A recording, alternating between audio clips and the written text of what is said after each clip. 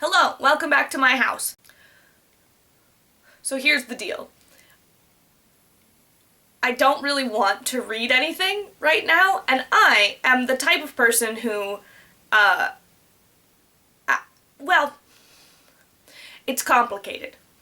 So I don't really have a want right now to read a specific book, but I have a want to be reading in general because I have some larger goals for, like, the year, for my TBR, and things like that to get through it, to have a smaller one, to, like, actually finish reading books or make decisions about them. And I struggle to DNF things. So, like, as an example, everything on this shelf up here, right at the top, those are books that I started and haven't finished yet because I have yet to emotionally give up on them. I don't want to read them right now, but I have yet to emotionally say, like, I'm never actually gonna get back to that. I do still think, in my head, that I'm gonna get back to it, even though many of them, it has been more than a year since I have touched it or tried to read it. I just haven't said, no, we're done. No, that means this is done, right? I have lost, on some level, the ability to force myself through something that I don't feel like reading. Which is good on some levels, and unfortunate on other levels, because I also don't have the ability to say, DNF, no, we're done. Great, it's super great. Yeah, we all love it. So today I thought that I would attempt to figure out what to read next by kind of doing a first page challenge for a stack of random picks from my TBR back there. Now, I did put some limitations on what I chose. I didn't pick from my whole TBR. For one, I know for a fact that reading nonfiction is just harder for me in general to keep up the interest in the nonfiction topic for a whole book.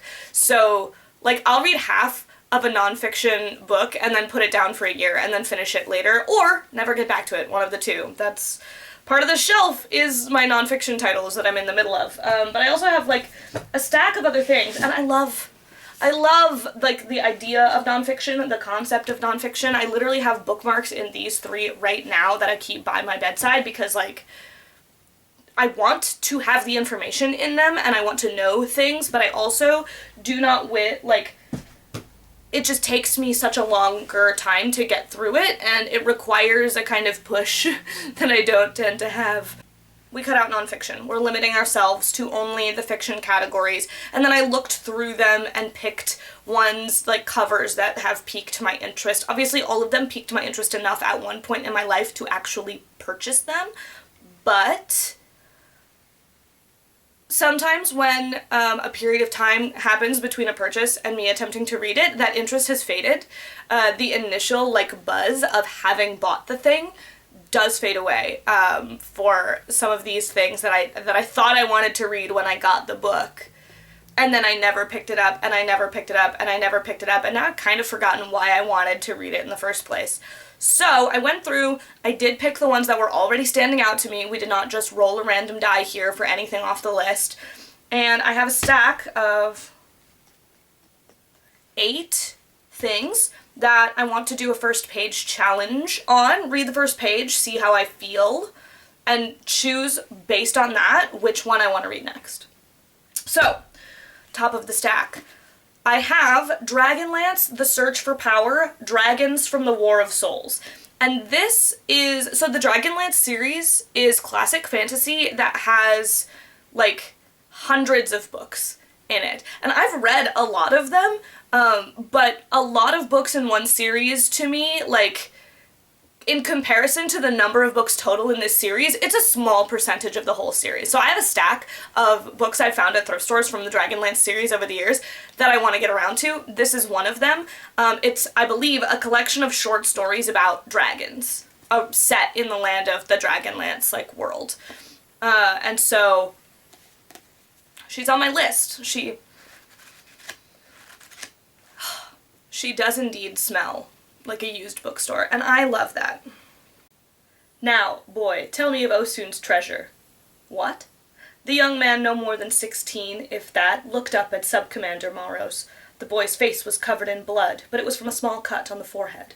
Nothing serious, but it had bled down his face and all over his once white tabard. His hair, long in need of cutting and now caked with dust and blood, hung in his face. Maros waved a small logbook in front of the boy's face. The pale leather of the cover was stained dark red. "I have your Knight Commander's log. Your dead Knight Commander's log. It says you were bearing Lord Osun's treasure to Sanction in hopes of taking it by ship to Whitestone. Now, unless you want to join your commander, tell me what and where this treasure is." So we start on an interrogation. Also, Whitestone is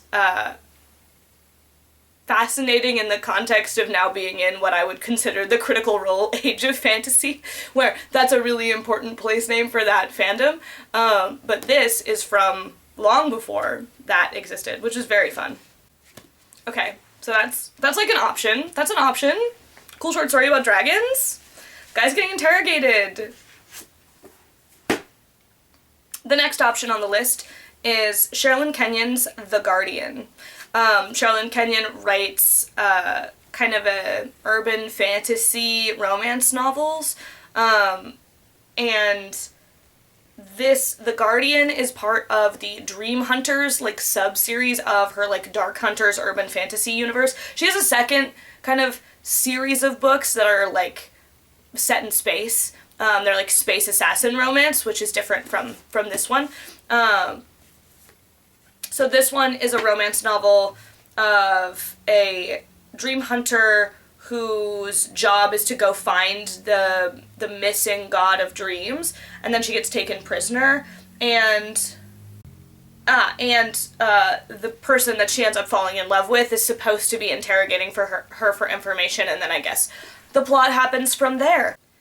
All men while they are awake are in one common world, but each of them when he is asleep is in a world of his own. Apparently a Plutarch quote. Alright. Okay, so the prologue starts with the first line. "Was hell good for you? Was hell good for you?" Seth looked up from beneath the strands of his blood-soaked auburn hair to snarl at the sound of a voice he hadn't heard in centuries. Noir, primal god, lord of all things dark and deadly. Rank bastard. He would have responded to the stupid question, but his mouth had been bolted shut by the demons who'd been torturing him for the last... hell, who could count that high? And why would anyone want to, when every single heartbeat drove home a pain so foul he no longer remembered living without it?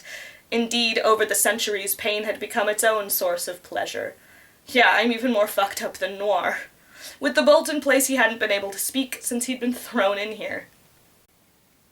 Wild. So, what we get in the first page of this book is our main male character being horribly tortured, I guess, is the hook. The hook is the horrible torture. Fantastic. That's 2 in a row that start with blood. I don't know what that says about my tastes. Alright, this one, The Sun Witch, also looks like a romance novel. We're starting, I guess, with the romances.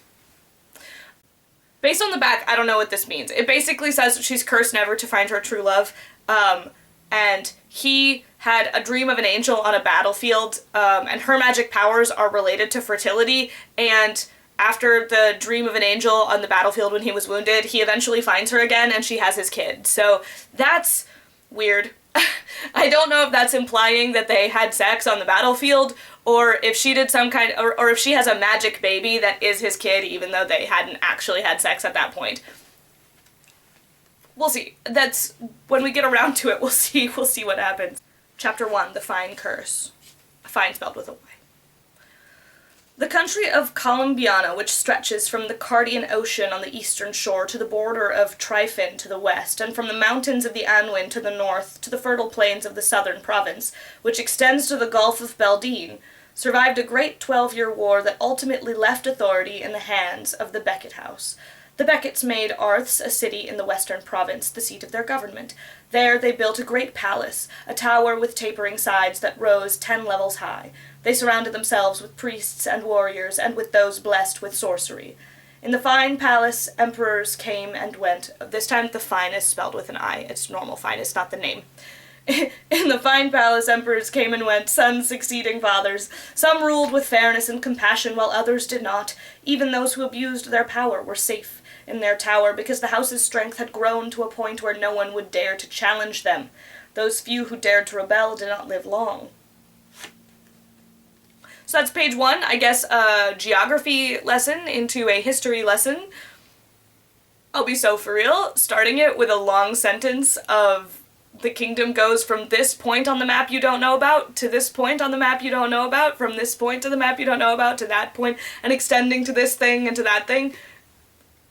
It's not doing it for me. I don't know if the Sun Witch is gonna win this one. Alright. We have moved on from our thrift store acquired romance novels to The Book of Goose. The Book of Goose by Yi-Un Lee is a book I bought when I went to Toronto, and it looks like historical fiction. The back talks about, it says, Fabienne is dead. Her childhood best friend Agnes receives the news in America, far from the French countryside where they were both raised. Now Agnes is free to tell her story. As children in a war-ravaged backwater town, they'd built a private, invisible world. Yeah, so this sounds dramatic, and also I like that it has geese on the front, and that it's called The Book of Goose, and I don't know what that means, but it called to me in the store. You cannot cut an apple with an apple. You cannot cut an orange with an orange. You can, if you have a knife, cut an apple or an orange, or slice open the underbelly of a fish, or if your hands are steady enough and the blade is sharp enough, sever an umbilical cord. You can slash a book. There are different ways to measure depth, but not many readers measure a book's depth with a knife, making a cut from the first page all the way down to the last. Why not, I wonder? You can hand the knife to another person, betting with yourself how deep a wound he or she is willing to inflict. You can be the inflictor of the wound.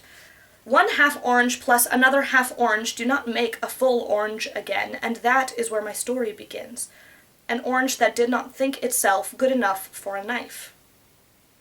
And we go on to the next page, which is intriguing. I'll be honest, right now it reads like a lot of word salad, because I think that this book requires more than one page to kind of try to hook you in, but it does feel like a book that's going more for that depth of nuance rather than for the immediate, the immediate, like, everyone is covered in blood of some of these other stories, which is interesting. And I do want to know, I'm intrigued by the kind of, like, we're talking about cutting fruit, and then the character is identifying with the cut up pieces of fruit that can't be put back together again, and so I think that that's intriguing in and of itself, at least. That makes me want to get more into, like, okay, and what do you mean by that? When you tell me this word salad, what does that mean? So I have questions. The next one on my list is also a book that I bought while I was in Toronto. This is The Yiddish Policeman's Union by Michael Chabon. It says, for 60 years, Jewish refugees and their descendants have prospered in the federal district of Sitka, a temporary safe haven created in the wake of the Holocaust and the shocking 1948 collapse of the fledgling state of Israel. The Jews of the Sitka district have created their own little world in the Alaskan Panhandle, a vibrant and complex frontier city that moves to the music of Yiddish. But now the district is set to revert to Alaskan control, and their dream is coming to an end. The main character is a homicide detective who, it has a lot of personal problems, according to this, and he begins investigating a murder when word comes down from on high that the case is to be dropped immediately, and he finds himself contending with the powerful forces of faith, obsession, evil, and salvation that are his heritage. So, that is intriguing. It's an intriguing proposition. I enjoy a good mystery, and I love the setting of this is very intriguing to me. It's a piece of history that I didn't know about before this, and I kind of want to know more about that. Hello friends, so I've been living and learning since I filmed originally the video where I did that first page challenge, and I discovered that the Yiddish Policemen's Union is an alternate history. It's not based on real history. It is based on fake history. So that's an aspect that I was not considering at the time. But yeah, I didn't want to spread false information about the history of the world. So it's not real. The things that's based on, I thought it might be, because I didn't know enough about history to know that it wasn't real, but it's not. It's fake history. It's an alternate history. It's a creative version of the past, not a real version of the past. So, okay, that's all. Back to the rest of it.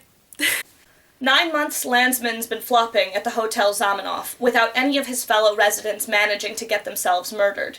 Now somebody has put a bullet in the brain of the occupant of 208, a Yid who was calling himself Emanuel Lasker. He didn't answer the phone, he wouldn't open his door, says Tenenbaum, the night manager, when he comes to roust Landsman.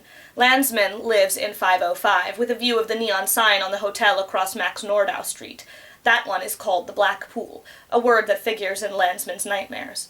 I had to let myself into his room.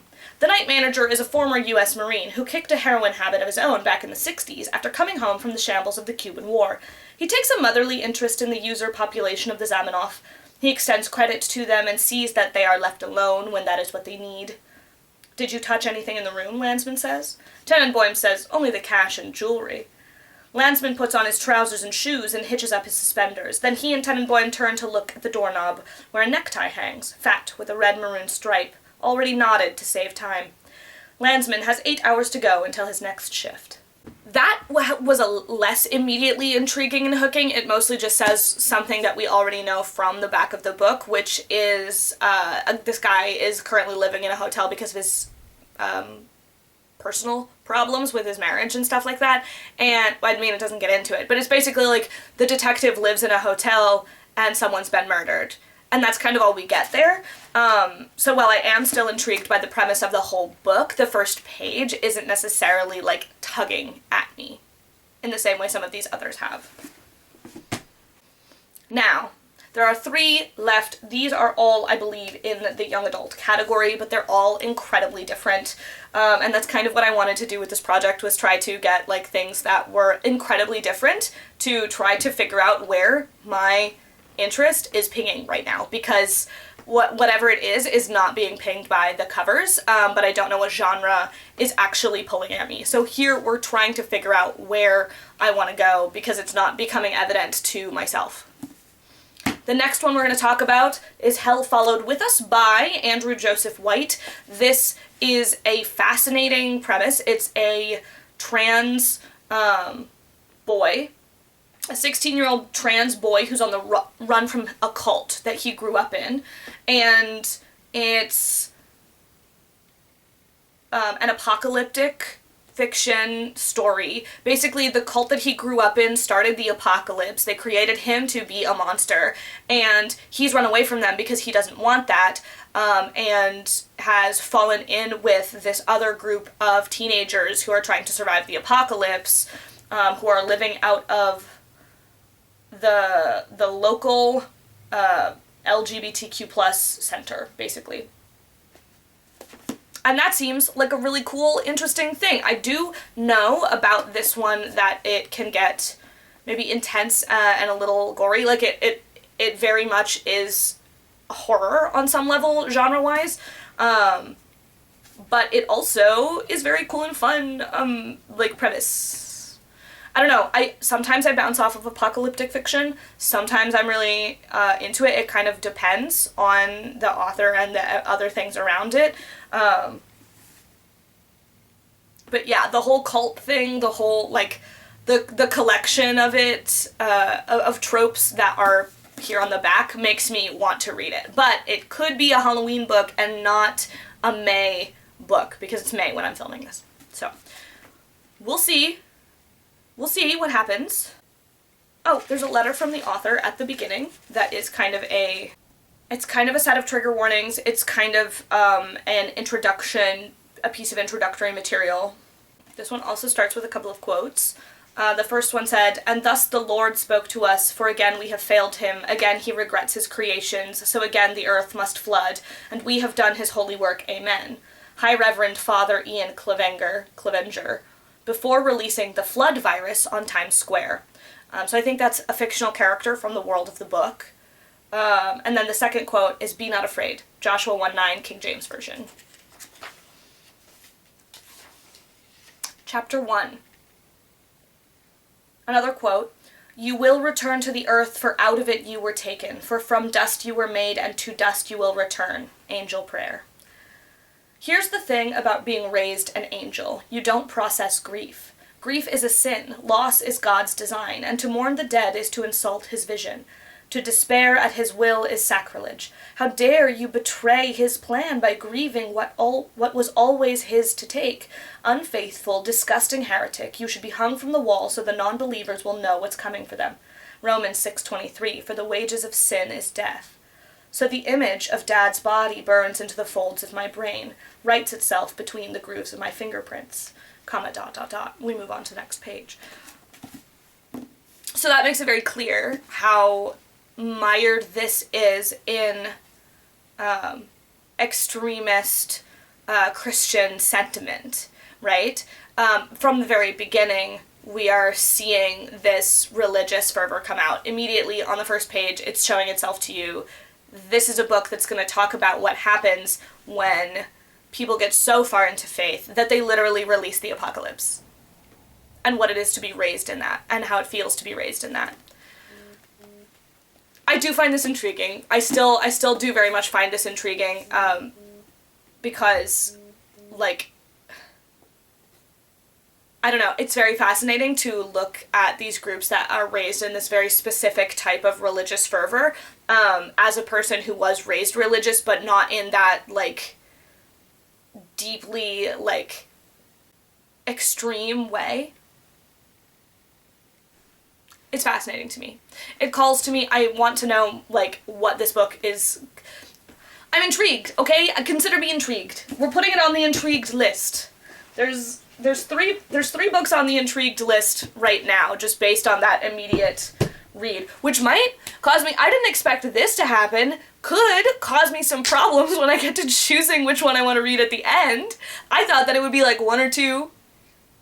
So far it's been half and half. So I might still have choices to make when we get to the end of this about which one I want to attempt to read. The second to last book that I want to go through today is Song of Silver Flame Like Night by Amelie Wen Zhao. This is a beautiful cover, for one. Absolutely beautiful. This is a young adult novel. I've forgotten what this says on the back. I know that at one point I read the description for this book, thought it sounded super cool, super sweet, and then I bought it, thought it was awesome, and left it on my TBR for a year. And now I don't remember anything about it. This is why I say, like, the interest fades over time, because the description, the, like, what it's even about and what was intriguing to me about it disappears from my brain. So, the back, it's inspired by ancient Chinese mythology and folklore. The main, Lan is a character who has a strange mark burned into her arm by her mother in her last act before she died, an untranslatable Hin character. And Zen is a practitioner, one of the fabled magicians of the Last Kingdom. He's never seen anything like Lan's mark, but he knows that if there are answers, they lie deep in the pine forests and misty mountains of the Last Kingdom, with an order of practicing masters planning to overthrow the colonizing regime. Yet both of them are hiding secrets. Now the battle for the Last Kingdom begins. Ooh, I used to have a lot more call to me from young adult fantasy novels, and I have felt less of that call as I have become older in my life, right? Like, as I've grown up, I have felt less of the call to the young adult genre. Specifically in the last 5 years, I've really just felt my attentions shifting, but every once in a while, something makes me want to go back, makes me want to return to my roots, my young adult genre roots, because I was obsessed with YA as a classification for a really long time. It starts with this beautiful map, fantastic map. And I like the map. I like the map because it's not... the art style of the map itself... Let's look at this. The art style of the map itself is very... It's illustrative. It's not trying to be a geographically correct map. It's identifying important locations and their relative positions for the story, like how they may connect to each other, but it's not saying, like, yeah, if you measure from this point on the map to this point on the map, this is how long it's going to take to get there, so it's not dealing with that. Oh, and then the first page after that starts with the word chronology, and it looks like it's a history lesson of the state of the world. So I'm going to read through that, but I'm going to cut all of that out because I'm not considering it for this challenge in terms of intriguing. It's just context that the author wants you to have before you get into the meat of the story. So basically, there is a Warring Clans era, a First Kingdom era, a Middle Kingdom era, and a Last Kingdom era. The Last Kingdom ends when the Atlanteans invade, the colonizing power. And that's the basic context. Okay. Starts with a quote. Power is always borrowed, never created. Dao Ji, Book of the Way. Okay? Atlantean Age, Cycle 12, The Black Port, Hakgong. The last kingdom has been brought to its knees, but the view was mighty fine from here.